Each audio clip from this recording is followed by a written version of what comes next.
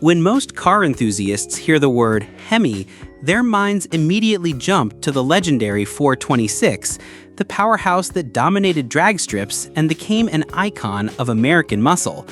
But few realize that the story of Chrysler's HEMI legacy began years earlier with a much humbler yet revolutionary creation, the 331 FirePower. Introduced in the early 1950s, it wasn't just another engine. It marked a turning point in automotive history. With its groundbreaking hemispherical combustion chamber, the 331 laid the foundation for every HEMI that followed, including the 354, the 392, and ultimately the iconic 426. Despite its pioneering role, the 331 never reached the same fame. It never became a cultural icon of the muscle car era, and as a result, it quietly slipped into the shadows of history. Yet without it, the HEMI name might never have existed at all. The roots of the 331 FirePower trace back to the late 1940s. Post-war America was experiencing an economic boom, and car buyers demanded more than the old, sluggish machines powered by flathead engines. General Motors was the first to answer that call. In 1949, Cadillac released its new overhead valve V8, a compact, powerful, and efficient engine that instantly changed the market. Suddenly, Chrysler's reputation for reliability and engineering excellence wasn't enough. The company was falling behind, still relying on inline sixes and outdated flathead V8s that were quickly becoming obsolete. Chrysler's engineers knew they couldn't just catch up. They needed to leap ahead. Instead of refining their flathead designs, Chrysler's team made a daring choice: to build something completely different, something that would rewrite the rules of engine design.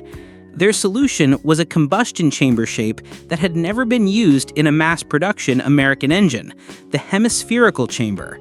While most automakers stayed with a wedge or flat designs, Chrysler pursued the more complicated and costly HEMI layout because they saw its enormous potential. The hemispherical design allowed intake and exhaust gases to flow more naturally, improved breathing efficiency, burned fuel more evenly, and reduced detonation risks, a huge advantage given the lower fuel quality of the time. It also made room for larger valves, meaning greater power without increasing displacement. The trade-off, however, was complexity. Machining the cylinder heads was difficult, the rocker arms had to be uniquely engineered, and overall production costs were high. But Chrysler pushed forward, confident the performance would outweigh the challenges. What they created was the 331 cubic inch FirePower HEMI, a 90-degree overhead valve V8 with a cast iron block weighing roughly 730 pounds. Heavy, yes, but built to last. The camshaft sat in the block, driving the valves through push rods and a specially designed rocker arm system to accommodate the wide valve angles of the HEMI head. Intake and exhaust valves were placed opposite each other, creating an efficient crossflow that gave the engine exceptional breathing characteristics. Compression ratios started at 7.5 to 1 and later increased to 8.5 to 1, while carburetor setups ranged from 2-barrel to 4-barrel configurations depending on the application. The result was between 180 and 250 horsepower, impressive figures for the early 1950s, and more than 310 pound-feet of torque at low RPMs, delivering smooth yet commanding power. From the beginning, Chrysler positioned the FirePower not just as a performance motor, but as a symbol of prestige. The engine debuted in the luxurious Chrysler Imperial, a flagship model aimed at the wealthy elite. Soon, the New Yorker and Saratoga joined the lineup with HEMI power, cementing Chrysler's reputation as a leader in both engineering and refinement. Chrysler even built a brand identity around the FirePower name, promoting it as more than just an engine. It was a statement of authority and innovation. Advertisements highlighted its advanced combustion science, and the distinctive valve covers proudly carried the FirePower script, signaling something special under the hood. But the 331 wasn't destined to stay confined to luxury cars. Chrysler's bold creation soon made its way into motorsports, where raw performance was the true proving ground. One of the earliest and most famous examples was the Cunningham C4R, a race car built by Briggs Cunningham to compete at Le Mans. Powered by a modified version of the 331 FirePower, the C4R stunned the racing world when it finished third overall at the 1953 24 Hours of Le Mans. This achievement didn't just bring international recognition to Chrysler, it proved that the Hemi design was more than marketing hype.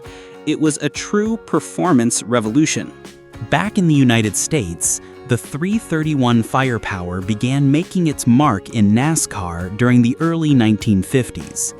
Against conventional wedge-head V8s, the Hemi quickly proved itself with superior straight-line speed, heat resistance, and durability over long, grueling races.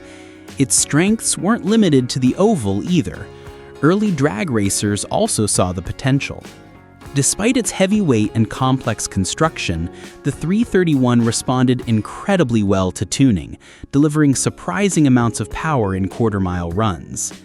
That performance potential convinced Chrysler that the 331 was only the beginning, and that future versions could take the Hemi to even greater heights. The first major step forward came in 1955 with the 354 Hemi.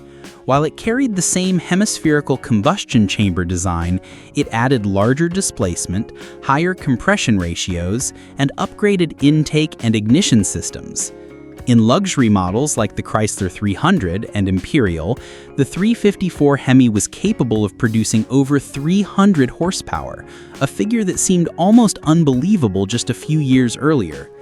Then came the peak of Chrysler's first-generation Hemis in 1957 with the 392. With its enlarged 392 cubic inch displacement, it dominated both the street and the drag strip. Known for its ability to handle extreme cylinder pressures and respond well to supercharging, the 392 quickly became a favorite of hot rodders and professional racers alike. Still, as revolutionary as it was, the 331 FirePower had its limitations. Its biggest drawback was weight. With a thick cast iron block and oversized cylinder heads, the engine tipped the scales at around 730 pounds, considerably heavier than rival wedge-style V8s.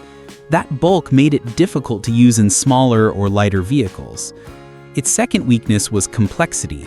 The angled valve system, specialized rocker arms, and precision machining required for the hemispherical chamber made production expensive and repairs more complicated, especially for mechanics who weren't familiar with Chrysler's design. Finally, the cost of building the engine was much higher than a conventional V8, which made large-scale production a financial challenge in an industry increasingly focused on efficiency. For these reasons, the 331 eventually faded from the spotlight.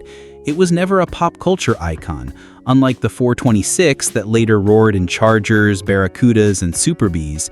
The 331 was confined to luxury sedans and quietly passed over by the muscle car generation. It didn't appear in movies, posters, or video games, and without that cultural presence, younger enthusiasts barely knew it existed. Even among hot rodders, the 331 often got skipped in favor of the 392 or the later 426, which offered more parts availability, higher performance, and bigger reputations. Yet its legacy has not disappeared. In recent years, collectors and classic car enthusiasts have rediscovered the 331, appreciating it not only for its historic significance, but also for its unique style. Early Chrysler models equipped with the FirePower, like the Imperial, New Yorker, and Saratoga, have become increasingly desirable. Cars retaining their original 331 often sell at auctions for 2 or 3 times the value of similar models with flathead engines. For hot rod builders, the 331 is finding a new life. With its massive heads, distinctive FirePower valve covers, and unmistakable vintage character, it brings a retro cool factor that no modern small block can match. Some modern builders have even combined the old-school engine with new technology, using electronic fuel injection or superchargers to push output well over 400 horsepower, all while keeping the soul of the original Hemi intact. Aftermarket companies like Hot Heads Research and Racing and Wilcap are supporting this revival. producing new intakes, pistons, cams, and adapter kits to keep the 331 alive. More than just parts, this resurgence reflects a growing appreciation for the engine's role in shaping the HEMI dynasty. The truth is, the 426 HEMI of the 1960s, the one that became a legend in NASCAR and drag racing, was not created from scratch. Its design directly descended from the 331 FirePower. The hemispherical chamber, cross-flow valve arrangement, centrally located spark plugs, and cam in-block layout all originated with the 331. The 426 was essentially a bigger, more aggressive version of the same idea. Even today's modern HEMI engines, like those in the Hellcat and Demon, carry refined versions of that hemispherical design first introduced in 1951. Every roar of a modern HEMI still echoes the engineering breakthroughs of Chrysler's very first. Ironically, while almost everyone remembers the 426, few remember the engine that made it possible. The 331 wasn't the most powerful or the most famous, but it was the prototype that proved the HEMI concept worked. Without it, the 426 might never have existed, and the HEMI name might have been lost like so many other experimental designs of its era. Its lack of fame isn't a failure, it's a quiet sacrifice. The 331 stepped aside so later generations could become legends. So, the next time you hear the thunder of a modern HEMI, remember, that sound was born in 1951 from a heavy, complex, but brilliant engine called the 331 FirePower. The engine most people forgot, but upon which one of the greatest dynasties in American performance history was built.